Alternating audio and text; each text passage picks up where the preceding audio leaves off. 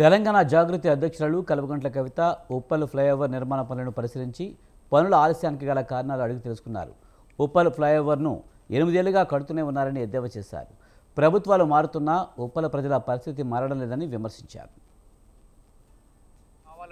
మేము కోరుకునేది ఒక్కటే, మీరు మినిస్టర్ దగ్గర కూర్చోబెట్టి చర్చించకపోతే ఇది ఆగడం జరగదు. ఇప్పుడు ప్రాబ్లం ఏంటంటే ఈ శాఖకు మంత్రి ముఖ్యమంత్రి ఆయన దొరకాలి మనకు, అన్ని శాఖలు ముఖ్యమంత్రి అది ఆయన ఏడ దొరకాలి మనకు. అందుకే వచ్చిన పర్టికులర్ గా చూద్దామని మాట్లాడు. ఫస్ట్ జిహెచ్ఎంసీ కమిషనర్ గారికి మాట్లాడతాను, మాట్లాడి ఏంటి పరిస్థితి అదే కదా ఏమన్నాడు జిహెచ్ఎంసీ కమిషనర్, ఏమన్నాడు స్పందన ఇప్పుడు కూడా అంతే, ఆల్రెడీ ఇప్పుడు కూడా అంతేనా. చిన్న రిక్వెస్ట్ అక్క, ఇది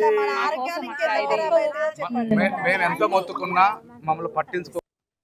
4 కాలనీలకు సంబంధించి మరి కనీసం కాలనీ వాళ్ళని అడగకుండా డైరెక్ట్గా వేరే దగ్గర శాంక్షన్ అయినటువంటి సీవేజ్ ట్రీట్మెంట్ ప్లాంట్ ఏదైతే ఉంటుందో ఎస్టీపీ, దాన్ని తీసుకొచ్చి డైరెక్ట్గా ఈ కాలనీ వాళ్ళకు ముందట పెట్టడం జరిగింది.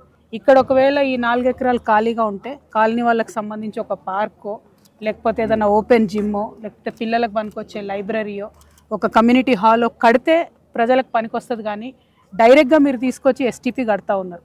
ఎస్టీపీ కూడా మనకు అవసరమే, నేను కాదంటలేను. కాకపోతే ఆ ఎస్టీపీ కట్టే ముందు కనీసం కాలనీ వాసులను అడగాలి. 4 కాలనీలకు సంబంధించి